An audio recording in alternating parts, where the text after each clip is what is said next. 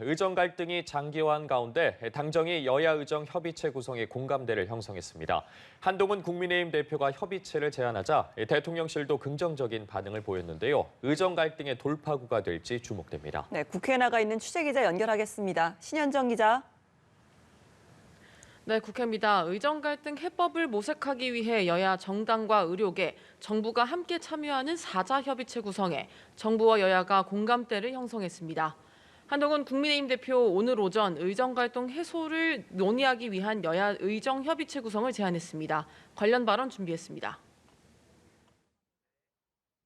의료개혁이 국민의 도움이 되도록 효율적으로 진행될 수 있도록 협의하고 의대 정원 증원의 합리적 대안을 모색하는 협의체를 구성해서 운영하자는 겁니다.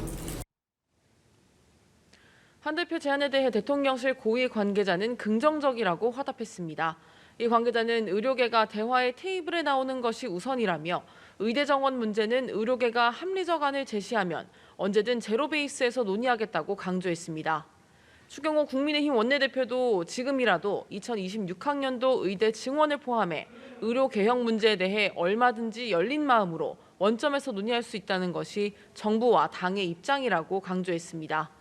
앞서 한동훈 대표가 2026학년도 의대 증원 유예를 제시한 가운데 여권에서 제로 베이스, 원점 언급까지 나온 건 의대 증원 폭을 조정할 수 있다는 신호를 보다 분명히 보낸 것이어서 의정 갈등의 분기점이 될지 주목됩니다.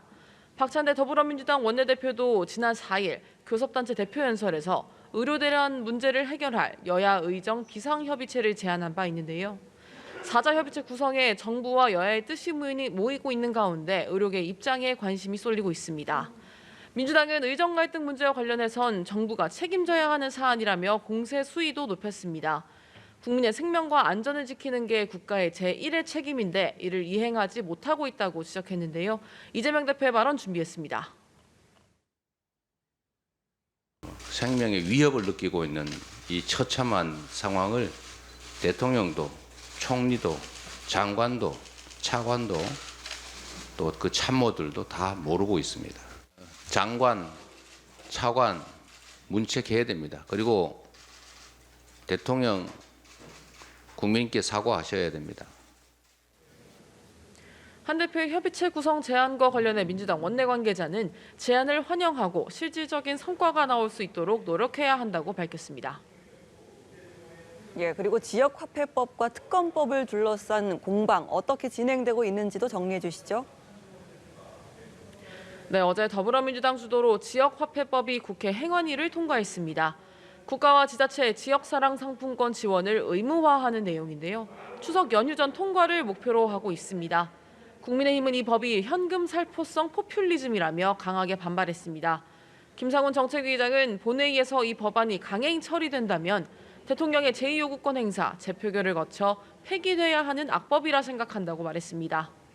더불어민주당은 한 언론이 보도한 김건희 여사의 공천 개입 의혹을 고리로 특검 도입 필요성을 재차 강조했습니다. 박찬대 원내대표는 김건희 여사 특검법을 해야 하는 이유가 계속 추가되고 있다며 대통령 배우자도 범죄를 저질렀으면 수사와 처벌을 받는 게 공정하다고 지적했습니다. 이에 대해 국민의힘은 해당 의혹이 확인되지 않은 허구라며 민주당을 향해서도 괴담 정치의 전형이라고 맹비난했습니다. 이런 가운데 당초 오늘 이뤄질 예정이었던 여야 정책위의장 회담도 취소됐는데요. 여야 대표가 불과 닷새 전 민생을 위한 협치를 외쳤지만 쟁점 법안을 둘러싼 공방은 여전한 모습입니다. 지금까지 국회에서 전해드렸습니다.